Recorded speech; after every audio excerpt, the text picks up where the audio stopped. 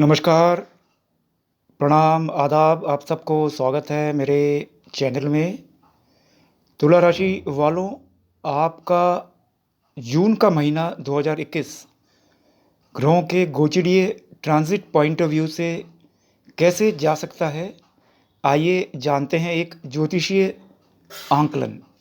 ये पूरा scientifical analysis पर आधारित है और जिसको समझना आपके लिए बड़ा इम्पोर्टेंट है, जो अपने बारे में भी जानना चाहते हैं और जो ज्योतिष एस्ट्रोलॉजी को सीख भी रहे हैं। जून का महीना तुला राशि वालों के लिए काफ़ी बड़ा परिवर्तन लेकर आने वाला है। आपके राशि का स्वामी शुक्र की यात्रा आपके लिए बहुत शुभ, मंगलमयी, कल्याणकारी रहने जा रही है। शुक्र का गोचर क्योंकि आपके 10th हाउस कर्म स्थान से होगा, तो कर्म स्थान से जब शुक्र गोचर करेगा तो ये आपके कर्म से संबंधित बड़ा परिवर्तन को ट्रिगर करने में सक्षम है। 3 जून से लेकर 27 जून तक शुक्र कर्क राशि में यात्रा करेगा। तुला राशि वालों के लिए कर्क राशि उनका 10वां भाव यानी कि कर्म स्थान है। 28 जून के बाद वो सिंह राशि यानी कि उनके 11वें भाव यानी कि लाभ स्थान में आ जाएगा। यहाँ समझने की कोशिश करिए, ये कोई ऐसे नहीं बता दिया कि बस ऐसा होगा तो वैसा। तुला राशि वालों के स्वामी शुक्र 3 जून से 27 जून तक उनके 10वां भाव यानी कि 10th हाउस वैदिक एस्ट्रोलॉजी के अनुसार में यात्रा करेगा और 28 जून से उनके 11वें भाव 11th house, house of gain यानी कि सिंह राशि में यात्रा करेगा। अब रही बात है कि 3 जून से 27 जून तक 10th हाउस में यात्रा करेगा, तो शुक्र का क्या प्रभाव रहेगा। शुक्र बड़ा ही इंपॉर्टेंट, महत्वपूर्ण ग्रह है लव, रोमांस, वेल्थ, सौंदर्य, सुख, पारिवारिक सुख, चारों ओर शांति के लिए। वैदिक ज्योतिष के अनुसार 10वां भाव किसी भी व्यक्ति के प्रोफेशन, नौकरी, धंधा से जुड़ा रहता है। कैरियर का हाउस होता है, कौन सा व्यक्ति काम करेगा, किस लाइन में सक्सेस होगा, कैरियर अपने धंधा में किन किन गलतियों को करेगा, नौकरी में, बिजनेस में किस प्रकार का मालिक उसको मिलेगा, नौकरी में एम्प्लॉयर, एम्प्लॉई, क्या वो ज़िंदगी में कभी बड़े पोस्ट पोजीशन में जा पाएगा। ये 10वां भाव से जाना जाता है, जहां आपका इस समय शुक्र गोचर कर रहा है। क्या ज़िंदगी में कभी हाई रैंकिंग पोजीशंस में जाएगा, क्या ज़िंदगी में कभी बड़े बड़े लोग उसको मिलेंगे, क्या उसको खूब पैसा कमाने के चांस मिलेगा। ये तमाम चीज़ें 10वां भाव से जाना जाता है, जहां आपका शुक्र गोचर कर रहा है। 10वां भाव आपके अल्टीमेट कैरियर गोल्स के बारे में बताता है। Prestige, social status, financial strength, achievement, recognition, respect, position, popularity, ये आपके हायर अचीवमेंट्स को बचाता है। कहते हैं कि 9वां और 10वां में जब रिश्ता होता है तो ये राजयोग कहलाता है। यह आपकी आर्थिक स्थिति के मजबूत रहेगी, इसके बारे में बताता है। शुक्र का 10वां में गोचर करना लग्नेश होकर तुला राशि वालों, ये महान राजयोग है 3 जून से 10 जून तक शुक्र का। अगर इस दौरान शुक्र गायत्री का जाप करते हैं तो सोने पे सुहागा, नहीं करते हैं वो आपकी इच्छा। मैं एज एन साइंटिफिक एस्ट्रोलॉजर ये आपको मैं बता दे रहा हूँ। मेरा एनालिसिस कोई यूँ नहीं कि यूँ कह दिया ऐसा होगा, ऐसा कैसे होगा। ये हर चीज़ के पीछे एक साइंटिफिक बेस है। और स्पेसिफिकली जानना चाहें तो हमको ये जानना पड़ेगा कि शुक्र किस नक्षत्र में होगा, वो और भी एक्यूरेट है। उसके लिए हमें किसी व्यक्ति की कुंडली को बहुत डिटेल में देखना पड़ेगा, 1 घंटे तक कम से कम। शुक्र का 10वां भाव में यात्रा करना आपकी नौकरी में परिवर्तन, progress, changes, success, employer employ के बीच में लव रिलेशनशिप, पिता का हेल्थ अच्छा होना, कैरियर के अंदर नया टर्न, अर्निंग कैपेसिटी, जीवन के अंदर नया परिवर्तन, नई आशाएं, उमंगें, हायर अचीवमेंट्स, एक बिगर पिक्चर, आपके लाइफ का एक बिगर पिक्चर सामने आएगा, ऑनलाइन जॉब्स, शुक्र जो बेसिकली शुक्र से कनेक्टेड होगा। तो 3 जून से 28 जून तक शुक्र कर्क राशि में, यानी कि चंद्रमा के भाव में, शुक्र और चंद्रमा में मित्रता है। तो ये एक बहुत बड़ा राजयोग है शुक्र का। मैं सिर्फ शुक्र का और चंद्रमा का फल बता रहा हूँ। 28 जून के बाद शुक्र आपके लाभ स्थान यानी कि 11वें भाव में सिंह राशि में एंटर करेगा। यानी कि आप सोच लीजिए 3-4 दिन आपको 11th हाउस लाभ स्थान का फल मिलेगा, क्योंकि आपके लिए 11th हाउस में शुक्र 28 जून को सुबह एंटर करेगा। आखिर 11th हाउस क्या चीज़ है?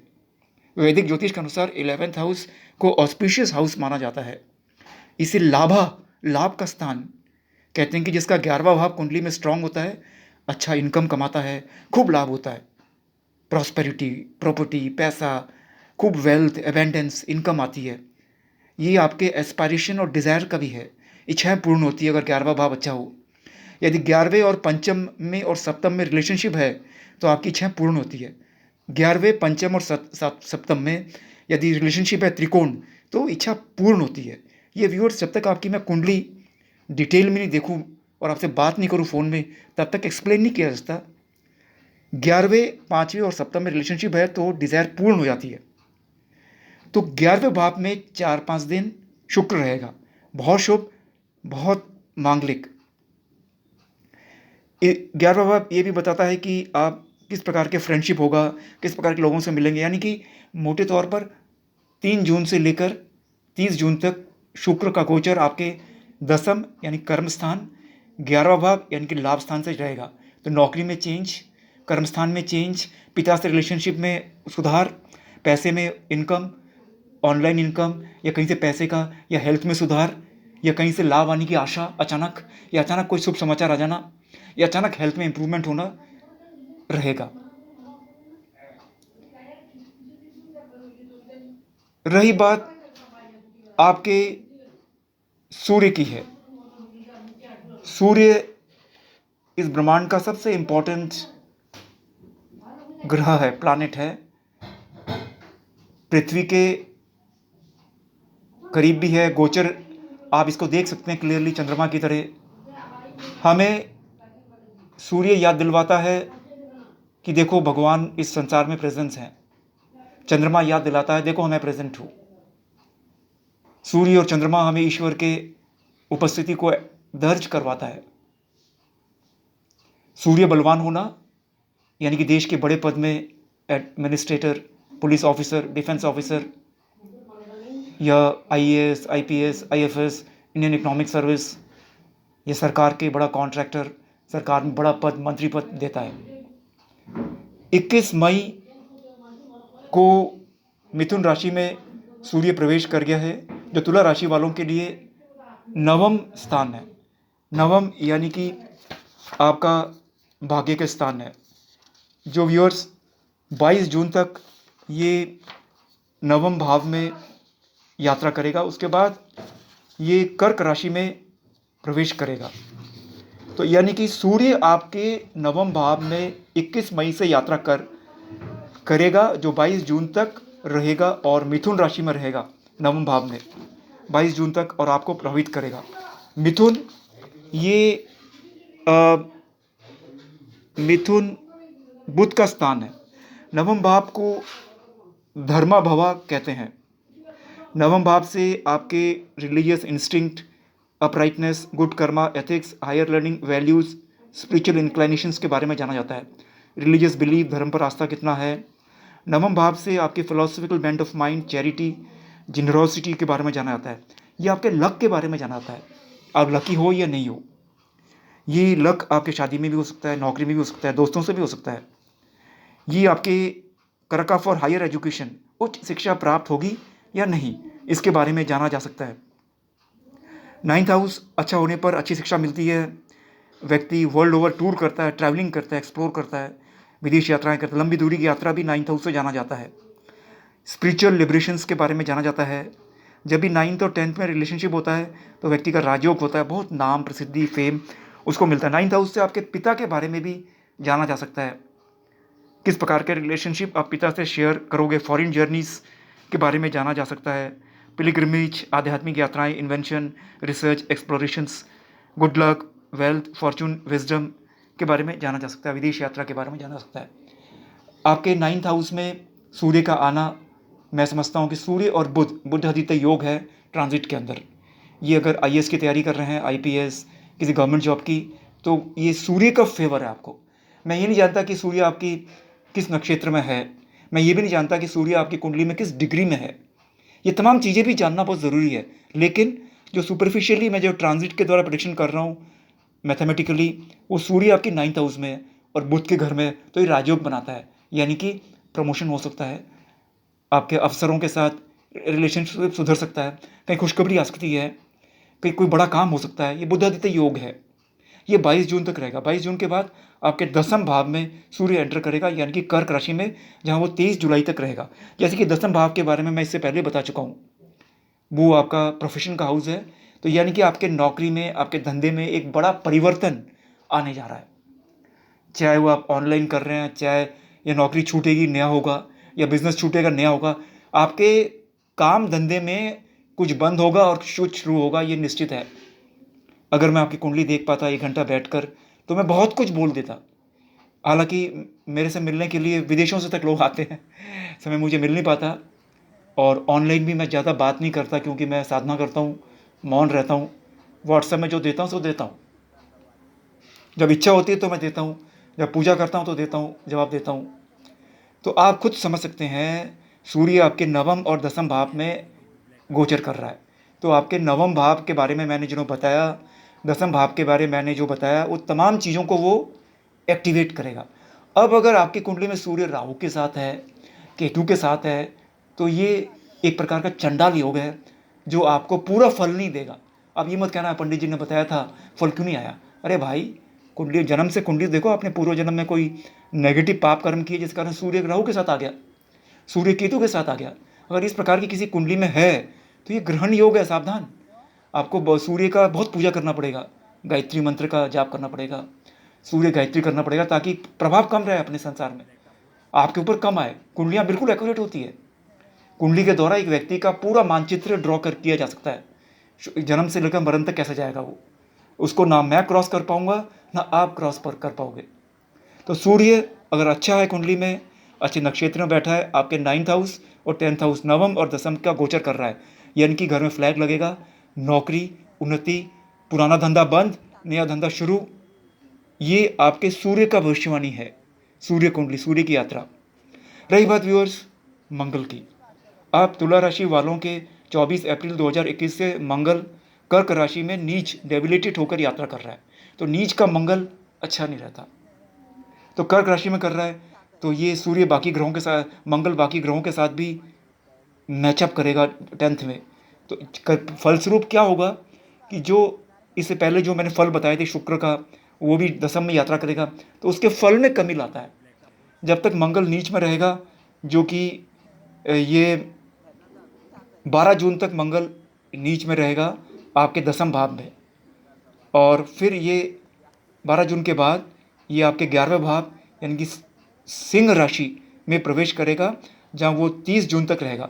ये समय मंगल के पॉइंट ऑफ व्यू से बहुत प्रभाव अच्छा रहेगा, जमीन जायदाद, पैसा, गाड़ी, वाहन, क्योंकि सूर्य और मंगल के अंदर कॉम्बिनेशन पॉजिटिव है। वो 11वें भाव में कर रहा है। जैसे कि मैंने कहा, 11वां भाव लाभ स्थान होता है, लंबी दूरी की यात्रा का भी होता है। 11वां पंचम सप्तम त्रिकोण है, ये राजयोग क्रिएट करता है। अगर आपकी कुंडली में कहीं संबंध बन जाता है, मैंने कुंडली तो पूरी देखी नहीं, अगर बन रहा है कुंडली में ऐसा, और मंगल आपकी कुंडली में राहु के साथ नहीं है, केतु के साथ नहीं है, शनि के साथ नहीं है, तो निश्चित है ये जो जून का महीना है, ये आपके लिए, जब 12 जून के बाद मंगल की ओर से आपको विशेष कृपा, नौकरी में, शादी में, घर में मैरिज होगी, मांगलिक कार्य होंगे, बच्चों का, परिवार का होगा। अगर मंगल आपकी स्वयं की कुंडली में कमज़ोर है, खराब है, तो आपके परिवार वालों को लिए भी वो इम्पैक्ट करता है। ये मत सोचना कि आपकी कुंडली सिर्फ आप तक ही सीमित है। आपके घर में जितने भी घर परिवार में बच्चे, हस्बैंड वाइफ, बच्चे, रिश्तेदार रह रहे हैं, उन सब की कुंडली सबको प्रभावित करती है। अगर सबका कुंडली अच्छा चल रहा है, तो घर में बड़ा सुख आएगा। अगर दो की कुंडली अच्छी चल रही है और दो की खराब, तो खराब वाले भी अच्छे वालों का फल में कमी करेंगे। रही बात है बृहस्पति, 14 मई 2021 से बृहस्पति अपने ही भाव मीन राशि में यात्रा कर रहा है, आपके लिए छठा भाव है। जैसे कि आप लोग जानते हैं ज्योतिष शास्त्र में छठा भाव एक नेगेटिव हाउस माना जाता है, और इसका महत्व बड़ा इम्पोर्टेंट इसलिए भी होता है क्योंकि छठे भाव से हम ये जान सकते हैं वैदिक ज्योतिष में अगर देखा जाए कि इससे एक व्यक्ति के हेल्थ, उधार, उसके दुश्मन के बारे में जान सकते हैं, स्वास्थ्य के बारे में जान सकते हैं कि किस प्रकार अगर ज़िंदगी में परेशानियाँ आती है किस प्रकार की आएगी, हेल्थ के या दुश्मन से या खुद की गलतियों से, और वो उनको किस प्रकार टैकल करेगा। तो बृहस्पति का है, तो मैं समझता हूँ कि ये आपके लिए बड़ा शुभ है। अगर आप किसी बीमारी से पीड़ित हैं तो हेल्थ सुधार होगा। कोई बीमारी घर में नहीं आएगी जून के महीने में, आपका तो आएगा ही नहीं, आपके परिवार संबंधित अगर आ भी जाए तो आपके पास वो दिमाग रहेगा कि आप उनको गाइडेंस करोगे। 6th हाउस से आपके बीमारी, दुर्भाग्य, misfortune, opposition, enemies, crisis, fears के बारे में जाना जाता है, और आप उसको किस प्रकार ओवरकम करते हो। आपकी सर्विस, एम्प्लॉयमेंट के बारे में, नौकरी के बारे में जाना जाता है, सर्वेंट्स के बारे में जाना जाता है, आपके किस प्रकार के नौकर रहेंगे, किस प्रकार का आपका बॉस रहेगा, आपके रिलेशंस आपके नौकरों के साथ, दुश्मनों के साथ, एम्प्लॉयज़ के साथ कैसा रहेगा, आप परेशानियों में किस प्रकार चीज़ों को फेस करते हो, आपका स्वास्थ्य कितना स्ट्रांग है, इम्यूनिटी कितनी स्ट्रांग है, ये जाना जाता है। 6th हाउस से आपके ऑब्स्टेकल, डेप्थ, डिफ़िकल्टीज़, एनिमीज़ के बारे में जाना जाता है। तो ये 6th हाउस बॉडी के स्टमक, इंटेस्टाइन, डाइजेस्टिव ट्रैक को भी कंट्रोल करता है। तो व्यूअर्स, बृहस्पति का गोचर 6th हाउस के अंदर 14 मई से गोचर कर रहा है, जो कि 31 जून तक रहेगा, आपके लिए शुभ है। उसके बाद बृहस्पति रेट्रोग्रेड यानी कि वक्री हो जाएगा और 29 जुलाई तक रहेगा, 29 जुलाई तक रहेगा। 29 जुलाई के बाद ये कुंभ राशि में यानी कि आपके पंचम भाव में एंटर करेगा। ये था देवगुरु बृहस्पति का प्रभाव आपके छठे और पंचम भाव में। छठे भाव का मैंने बता दिया मीन राशि में है, अपने भाव में है, तो खराब नहीं करेगा। अब तुला राशि वालों का यदि बुध देखा जाए तो 30 मई के महीने में बुध वक्री होने जा रहा है मिथुन राशि में, जो आपके नवम भाव में है, जहाँ पर ये 23 जून तक बुध वक्री रहेगा। उसके बाद ये मार्गी हो जाएगा 12 जुलाई तक। तो जब ये वक्री रहेगा, इस दौरान परिणामों में ये गति धीमी कर देगा।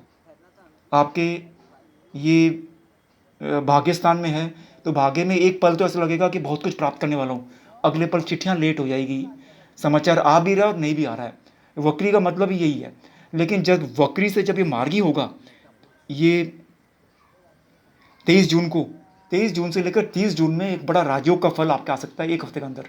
कोई नई नौकरी, नौकरी में परिवर्तन, बिजनेस में चेंज, कोई शादी का समाचार, ये हेल्थ में सुधार, या कोई व्यक्ति मरते मरते बच जाए, ये भाग्य में एक बड़ा परिवर्तन, क्योंकि 9th हाउस के अंदर नवम भाव में है, लेकर आ सकता है। रही बात शनि का, शनि 23 मई 2021 को वक्री होने वाला है, जो 11 अक्टूबर 2021 तक मकर राशि में रहेगा। रही बात राहु, वो मिथुन राशि में, द्विस्वभावी राशि में नवम भाव में यात्रा कर रहा है। ये वही राहु है जिसने पूरी दुनिया में कोरोना के कारण कोहरम मचा दिया, और मिथुन राशि में उसने किया। जब जब विश्व के इतिहास में राहु मिथुन में आया और वृष में आया, तो इसने विशाल महामारी को जन्म दिया। केतु एक अग्नि तत्व राशि धनु में 24 दिसंबर तक यात्रा करेगा। केतु का बृहस्पति के साथ होना भी कोरोना का जन्म देना है। तो ये तमाम, ये जो मैंने एक ग्रहों का एक वैज्ञानिक विश्लेषण आपके राशि को मद्देनजर रखते हुए बता दिया, इसका जो कंबाइंड संपूर्ण निचोड़ है वो आपको समझना है। कुंडली में महादशाएं अच्छी चल रही है, आपके कुंडली में पाप योग नहीं है, राहु केतु अन्य ग्रहों के साथ पाप योग नहीं बना रहे हैं जो आपके फल में कमी करे। फिर मेरा ये भी मानना है कि जितना भी कुंडली खराब हो, बहुत दान पुण्य, प्योरिटी में रहते हैं, पवित्र रहते हैं, सत्संग करते हैं, सेवा करते हैं, दान पुण्य करते हैं, चैरिटी करते हैं, पूजा पाठ करते हैं, चाहे किसी धर्म मज़हब का हो, चाहे आकाश में ग्रह कितने भी खराब हो, उसका समय मालिक की कृपा से कोई खराब नहीं कर सकता। अगर मौत के मुंह में से भी आ जाए तो वो निकल जाएगा। जब ग्रह आपके अच्छे होते हैं कुंडली में, तो ग्रह क्या चीज़ है, ये आपके पूर्व जन्म के कर्मों को रिफ्लेक्ट करता है। ले बेटा, तूने ऐसे कर्म किया, अब तू ही भुगत। अब अगर आपने और बुरे कर्म किए तो परिणाम और घातक आएंगे। आप बहुत दान पुण्य, सत्संगी, भगवान की उपस्थिति को समझते हो, भगवान की उपस्थिति को समझो। भगवान ने हाथी भी बनाया और चींटी भी बनाया। चींटी की छोटी छोटी आंखें, लीवर, लंग्स, किडनी कैसे है? हाथी इतना बड़ा जानवर, इसको भी भगवान ने कैसे दिया? कोटि कोटि प्राणी उसने पैदा किए। हमें अगर हम ध्यान से इन पर, मनुष्य भोग विषय वासनाओं पर इतना ध्यान केंद्रित रखता है, ईश्वर करवाता है कि वो ये समझ नहीं पाता कि जीव से आप समझ लो कि उसने क्या पावर क्रिएट किया, मालिक ने, ऊपर वाले ने। ये तमाम जीव है, क्या है? वो अपनी अटेंडेंस दे रहा है। कोरोना क्या है? भगवान ने अपनी उपस्थिति दर्ज करवाई। और कुंडली में जो बात कही है 101% वही होता है। गलतियां हम एस्ट्रोलॉजर से हो सकती है, क्योंकि ये साधना का विषय भी है। आपने बहुत पढ़ी एस्ट्रोलॉजी, मैंने बहुत पढ़ी 26 साल तक, लेकिन साथ में अगर पूजा पाठ बहुत ज़रूरी है। ग्रहों को देखने के बाद भी व्यूअर्स ये जानना बहुत ज़रूरी है कि आपका नक्षत्र क्या है। ग्रह जो है वो नक्षत्रों की भाषा बोलते हैं। तो मेरे हज़ारों ऐसे वीडियोस होंगे जहां आपको शनि शांति उपाय, केतु शांति उपाय, मंगल शांति उपाय, बृहस्पति शांति उपाय के बारे में दे रखा है, रत्नों के बारे में दे रखा है, जिससे आपको लाभ पहुंचे। क्यों नहीं देखते उनको? धन्यवाद। आप लोग चैनल सब्सक्राइब तो करते हैं, लेकिन बेल आइकन नहीं दबाते। अगर बेल आइकन नहीं दबाएंगे तो आपके पास मेरा लेटेस्ट वीडियो नहीं पहुंचेगा। ये यूट्यूब का एल्गोरिथम है। सब्सक्राइब भले ही कर लो, लेकिन बेल को जरूर दबाना, वरना जब भी मैं लाइव आऊँगा और मैं कोई लेटेस्ट वीडियो एस्ट्रोलॉजी में आपके राशि का करूँगा, तो मैं आपको मिलेगा नहीं। मैं आप में से कई लोगों से मैं आधा घंटा डायरेक्ट भी बात करूँगा, हालांकि मैं सबसे बात नहीं कर पाता, क्योंकि मेरे को मेडिटेशन करना पड़ता है। मैं मेडिटेशन का भी टीचर हूँ, उस पर भी लेक्चर देता हूँ। तो मैं ऑनलाइन भी देता हूँ इसको, कि विदेशों में भी देता हूँ, भारत में भी देता हूँ, जहाँ पर लोग बुलाते हैं। और तो व्यूअर्स, आप स्वयं सोचिए, मैंने जो बताया यूँ नहीं कि ऐसा हो जाएगा वैसा, मैंने वैसा नहीं बताया। ये मेरा कोई प्रोफेशन नहीं है कि मैं बहुत पैसा कमा जाऊँगा। मेरा प्रोफेशन तो, मैं प्रोफेसर हूँ, मेरा अपना बिजनेस है। ये मैंने एक बिल्कुल प्योरिटी ऑफ सोल, एक आध्यात्म पॉइंट ऑफ व्यू से, एक साइंटिफिकली एनालिसिस करके आपको बता दिया कि ये ग्रह यहाँ होने पर इस प्रकार का फल देते हैं। धन्यवाद। मेरे चैनल को शेयर करिएगा। आप लोग शेयर नहीं करते, इससे सब्सक्राइबर नहीं बढ़ते, ताकि ज़्यादा लोगों को भी तक पहुँचे, पुण्य मिले आपको भी, मुझे भी। सब आप शेयर करिए फेसबुक में और भी सोशल मीडिया में।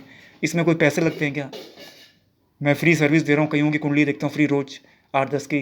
मेरी मेहनत नहीं लगती क्या? फिर उसमें से कुछ लोग तो थैंक यू बोलते हैं और कुछ लोग थैंक यू तक नहीं देते हैं। हैरानी होती है कि आपने देखिए कर्म यही खराब कर दी कई लोगों ने। मैं पंडित आदमी हूँ, मेरे से आपने सेवा ली, ये तो आपको तो मुझे बल्कि दक्षिणा देना चाहिए। एक तो मैं दक्षिणा ले नहीं रहा, उसके बदले आप कई तो धन्यवाद तक नहीं देते। तो हैरानी होती है कि आपने कैसा कर्म कर लिया। मैं तो सेवाएं देकर अपना पुण्य अर्न कर रहा हूँ।